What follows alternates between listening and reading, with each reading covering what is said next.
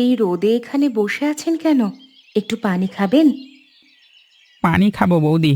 সকাল থেকে কাজ করছি, একটু জিরিয়ে নিচ্ছি। এই রোদে খালি পেটে কাজ করা ঠিক না। আহা, প্রাণটা জুড়িয়ে গেল বৌদি। তবে খাওয়ার চিন্তা করবেন না, কাজ শেষ হলেই বাড়ি গিয়ে খাবো। বাড়ি যেতে এখনো তো অনেক দেরি। আপনারা এখানেই বসুন, আমি একটু পরেই ভাত নিয়ে আসছি। ভাত? না না বৌদি, আপনাদের কষ্ট হবে, আমরা কোনোভাবে চলে যাব। কষ্টের কথা ভাববেন না, মানুষ খালি পেটে থাকলে আমারই কষ্ট হয়। আপনারা বসুন, আমি আসছি। সুলতা, আবার ভাত বসালে? ঘরে তো চাল বেশি নেই। জানি গো, কিন্তু ক্ষেতের ধারে কয়েকজন মজুর সেই সকাল থেকে কাজ করছে। এই রোদে খালি পেটে বসেছিল, দেখে আর আমি থাকতে পারলাম না। আমাদের নিজেদেরই তো কষ্টে সংসার চলে, তবু সবটা দিয়ে দিলে কালকে কি হবে? কালকের চিন্তা কাল করব। আজ যারা সামনে এসে খিদে নিয়ে বসে আছে, তাদের ফিরিয়ে দিতে পারলাম না গো। তোমার মনটা যে এত বড়, সেটাই তো আমার সবচেয়ে বড় ভরসা। চলো, তুমি ডালটা নিয়ে এসো। ভাত হয়ে গেলেই সবাইকে গরম গরম খেতে দেব। ঠিক আছে, আজকে আমাদের ঘরের ভাত একটু কম হবে, কিন্তু কয়েকজন মানুষের পেট ভরে যাবে।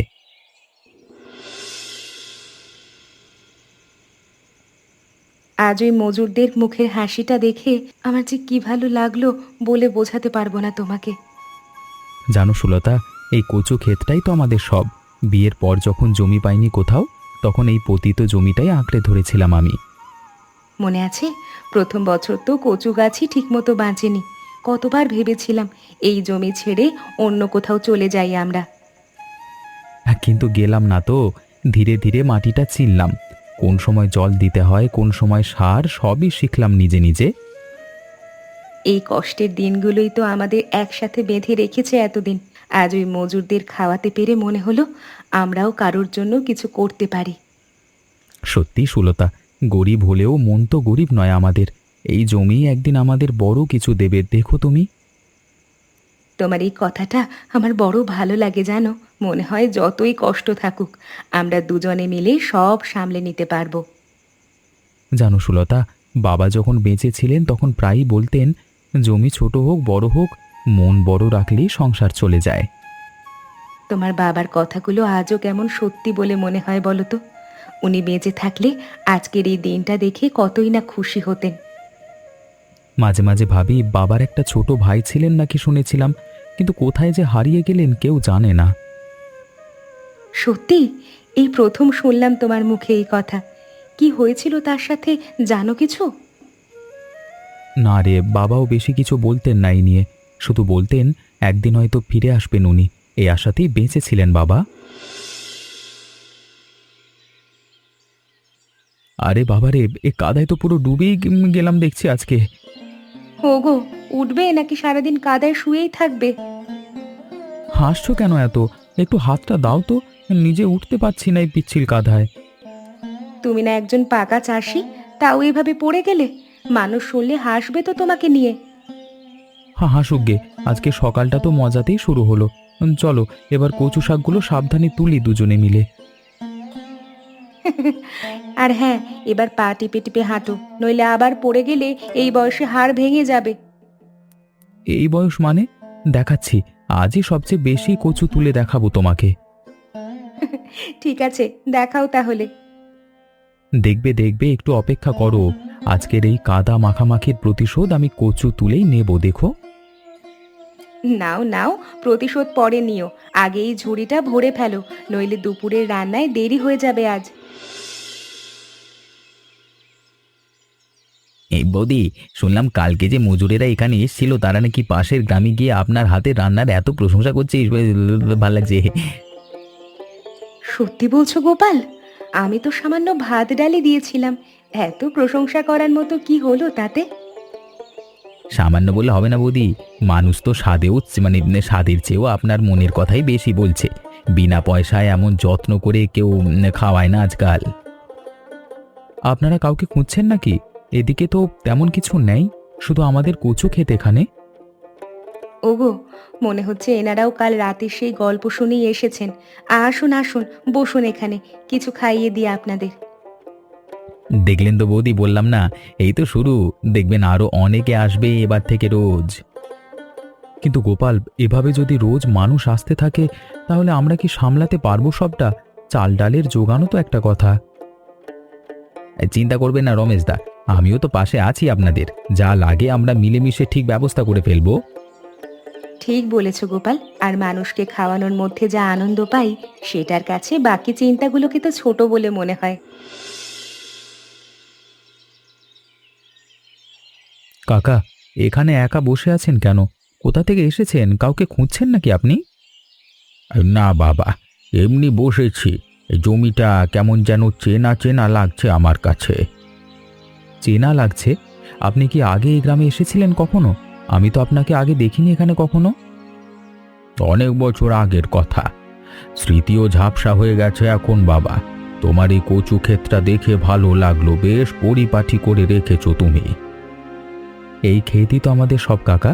বসুন না একটু, দুপুরে দুটো ভাত খেয়ে যান আমাদের সাথে আজকে। খাবো বাবা, নিশ্চয়ই খাবো। এই আতিথেয়তাটুকুই বোধ হয় আমি এতদিন খুঁজে বেড়াচ্ছিলাম মনে মনে। তাহলে চলুন কাকা, ঘরের দিকে চলুন।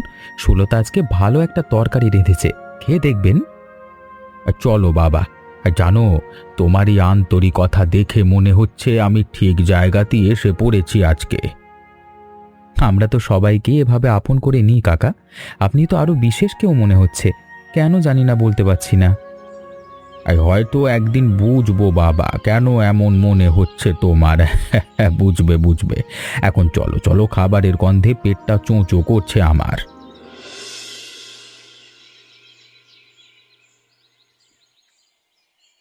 আরে আরে, ওই ছাগল সরে যা। আজকে সব তরকারি তো তুই খেয়ে ফেললি দেখছি একদম। বৌদি, ছাগলটাও বুঝি বুঝে গেছে আজকে উদ্বোধন, তাই আগে ভাগে বোধ সেরে নিল দেখছি। এই রে, এখন নতুন করে রান্না করতে হবে দেখছি। ভাগ্যিস চাল এখনো বাকি আছে আমাদের ঘরে। থাক থাক, তাড়াতাড়ি হাত লাগাই সবাই। প্রথম দিনেই এমন কাণ্ড, মনে থাকবে অনেক দিন এটা সবার। এই ছাগলের গল্পটা তো এখন থেকে হোটেলের একটা মজার ইতিহাস হয়ে থাকবে বৌদি, দেখবেন সবাইকে বলবেন। সত্যিই তো, আজকের এই কাণ্ড শুনলে মানুষ হাসতে হাসতে গড়াগড়ি খাবে নিশ্চয়ই। প্রথম দিনে এমন স্মৃতি। যাই হোক, এবার তাড়াতাড়ি রান্নাটা শেষ করি সবাই মিলে। মানুষ তো একটু পরেই আসতে শুরু করে দেবে দেখো। আমিও সাহায্য করছি বৌদি। আর এই ছাগলটাকে এখন থেকে ভালো করে বেঁধে রাখতে হবে, নইলে রোজ এমন কাণ্ড ঘটবে। রমেশ, শুনলাম তোমাদের ক্ষেতের ধারের ওই হোটেলের নাম নাকি এখন তিন চার গ্রামে ছড়িয়ে গেছে ইতিমধ্যে। কি যে বলেন নিতাই কাকা, সামান্য একটা কাজ শুরু করেছি মাত্র। এত বড় কথা বলবার মতো কিছু হয় না, এখনো হয়নি। সামান্য বলছো? আমার নিজের ভাগ্নেও তো ওখানে গিয়ে খেয়ে এসেছে, বলছিল স্বাদ নাকি অতুলনীয় একেবারে। নিতাই কাকা, আপনার ভাগ্নেকে বলবেন আবার আসতে। এবার নতুন কিছু রান্না করে দেখাবো ওকে, ভালো লাগবে নিশ্চয়ই। বলবো বলবো, তোমরা দুজন যা শুরু করেছো এটা কিন্তু গ্রামের জন্য গর্বের বিষয় হয়ে উঠেছে ধীরে ধীরে। আপনাদের এই ভালোবাসাই তো আমাদের চলার শক্তি নিতাই কাকা। ধন্যবাদ আপনাকে এভাবে পাশে থাকবার জন্য। শোনো রমেশ, পঞ্চায়েতের পক্ষ থেকেও যদি কোনো সাহায্য লাগে নির্দ্বিধায় বলো। এই উদ্যোগটাকে আমরা আরও এগিয়ে নিয়ে যেতে চাই। আপনাদের এই কথায় মনটা ভরে গেল নিতাই কাকা। আমরা তো শুধু নিজেদের মতো করে চেষ্টা করছি, বাকিটা তো আপনাদের সহায়তায় হচ্ছে। এভাবেই এগিয়ে যাও তোমরা। গ্রামের মানুষ তোমাদের পাশে আছে, এটা মনে রেখো সব সময়। হুম, এই কচু শাকের ঘন্টটা আমি জীবনে এমন স্বাদে খাইনি। আপনার হাতে সত্যিই জাদু আছে বলতে হবে সুলতা দি। আপনার ভালো লেগেছে জেনে খুশি হলাম দিদি। আর একটু দেব? এখনো অনেক আছে হাঁড়িতে গরম গরম। হুম, দিন দিন, লোভ সামলাতে পারছি না আর। আচ্ছা, একটা কথা বলি রমেশ বাবু, এই জায়গাটা নিয়ে আমার একটা প্রস্তাব আছে। বলুন দিদি, কি প্রস্তাব? আপনার মুখে যা শুনি ভালোই মনে হয় সব সময়। জেলায় প্রতি বছর একটা লোক সংস্কৃতি মেলা হয়, যেখানে গ্রামের ঐতিহ্যবাহী খাবার তুলে ধরা হয়। আপনাদের এই কচু ক্ষেতের ভাতের হোটেলের কথা আমি ওখানে তুলে ধরতে চাই। মেলায়? আমাদের এই ছোট্ট হোটেলের কথা আপনি মেলায় বলবেন? সত্যি? হ্যাঁ, এই গল্পটা তো শুধু খাবারের না, এটা মানুষের ভালোবাসার গল্প। এটা সবার জানা দরকার বলে আমি মনে করি। দিদি, আপনার এই ভালো ইচ্ছের জন্য কৃতজ্ঞ আমরা। যা ভালো মনে করেন করুন, আমাদের কোনো আপত্তি নেই। ধন্যবাদ রমেশবাবু। আমি আগামী সপ্তাহে মেলা কমিটির কাছে আপনাদের গল্পটা নিয়ে যাব। দেখি ওরা কি বলে এই বিষয়। দিদি, আমরা তো কখনো ভাবিনি এইভাবে আমাদের ছোট্ট কাজটা এত দূর পৌঁছাবে। আপনার এই সাহায্যের কথা আমাদের মনে থাকবে সব সময়। এটা তো আমার কর্তব্য সুলতাদি। ভালো কাজ ছড়িয়ে দেওয়াটাই তো একজন শিক্ষকের আসল কাজ, তাই না? কাকা, রোজ সন্ধ্যায় দেখি এখানে বসে থাকেন। কি এত ভাবেন বলুন তো আমাকে? জানো বাবা, এই জমির সাথে আমার একটা পুরনো সম্পর্ক আছে। অনেক পুরনো, অনেক গভীর একটা সম্পর্ক। সম্পর্ক? কিরকম সম্পর্ক কাকা? আপনি কি আগে এই জমির মালিক ছিলেন নাকি কখনো? সে কথা এখনই বলবো না বাবা, সময় হলে সবই জানবে তুমি। শুধু এটুকু বলি, তোমাকে দেখে আমার বুকটা কেমন করে ওঠে মাঝে মাঝে। কাকা, আপনি যখনই বলতে চাইবেন বলবেন, তারা নেই কখন কোনো। আপনি তো এখন আমাদের পরিবারেরই একজন হয়ে গেছেন। সে কথাটাই শুনতে চেয়েছিলাম বাবা, বহু বছর ধরে। তুমি জানো না আজকে কতটা শান্তি পেলাম এ কথায়। কাকা, আপনি যেই হন না কেন, আমার কাছে আপনি এখন পরিবারেরই একজন, এটাই আসল সত্যি আমার কাছে। জানো বাবা, অনেক বছর ধরে একটা জিনিসের খোঁজে ছিলাম আমি, কিন্তু কি খুঁজছিলাম নিজেও ঠিক জানতাম না। কি খুঁজছিলেন কাকা? এখন কি সেটা পেয়েছেন বলে মনে হচ্ছে আপনার? হ্যাঁ বাবা, মনে হচ্ছে পেয়ে গেছি। এ বাড়ি, ভালোবাসা, এটাই তো খুঁজছিলাম একদিন ধরে।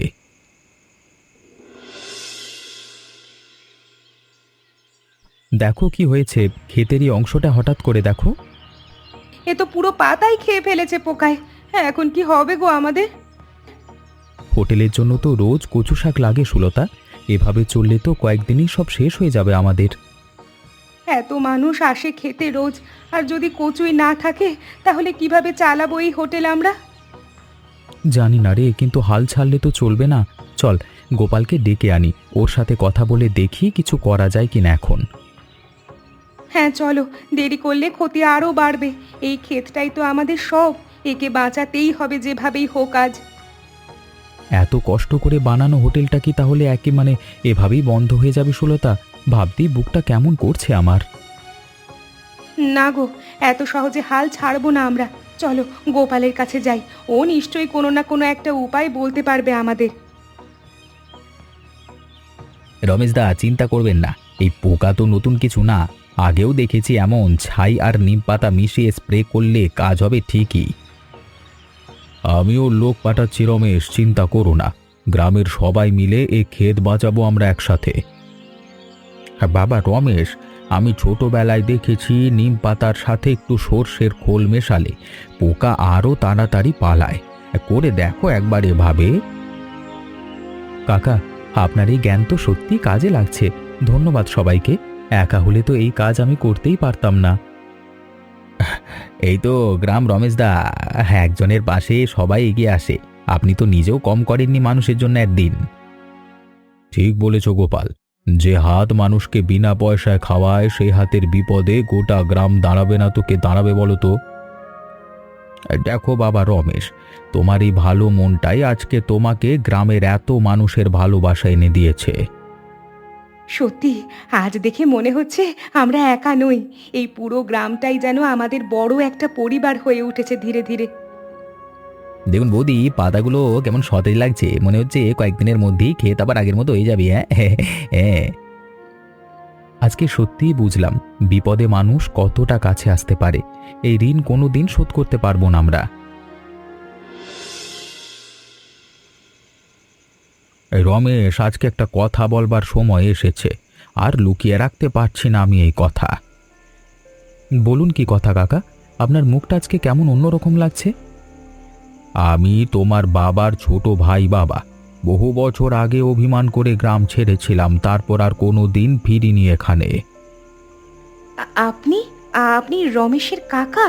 কিন্তু এতদিন কেন লুকিয়েছিলেন এই কথা আমাদের কাছে? ভয় পেতাম বাবা, এতদিন পর ফিরে এসে যদি কেউ চিনতে না পারে বা প্রত্যাখ্যান করে, তাই আগেই দেখতে চেয়েছিলাম তোমরা কেমন মানুষ প্রকৃতপক্ষে। কাকা, আপনি আমার বাবার ভাই, এটাই যথেষ্ট ছিল আপনজন হওয়ার জন্য।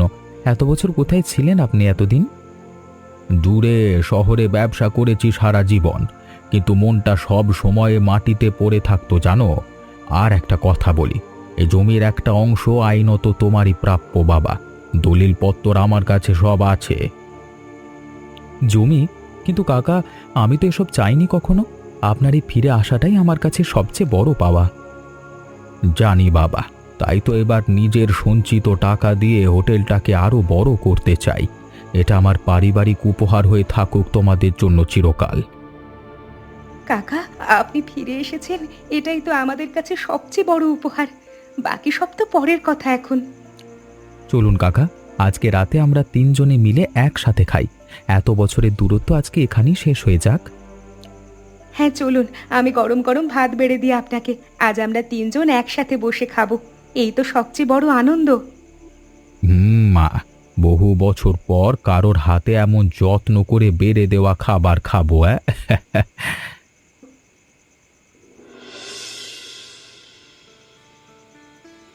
রমেশবাবু, দারুণ খবর! জেলা লোক সংস্কৃতি মেলায় আপনাদের হোটেলের গল্প এবার বিশেষ সম্মাননা পেয়েছে, জানেন? সত্যি বলছেন দিদি? এত বড় সম্মান আমাদের এই ছোট্ট হোটেলের জন্য এসেছে? সত্যি। আর এটা তো শুধু পুরস্কার না, এখন থেকে অনেক মানুষ আপনাদের গল্প জানবে, শিখবে ভালোবাসার আসল মানে কি। কাকা, আপনি না থাকলে এতদূর আসতেই পারতাম না আমরা। আপনার এই ফিরে আসাটাই তো সব বদলে দিল আমাদের। এই না রে মা, তোদের ভালোবাসাই আমাকে ফিরিয়ে এনেছে এখানে। এই হোটেল তো শুধু ব্যবসা না, এটা আমাদের পরিবারের গল্প। চলো সবাই আজকের এই আনন্দটা একসাথে ভাগ করে নি। এই কচু খেতি তো আজকে আমাদের সবার মিলনস্থল হয়ে উঠেছে।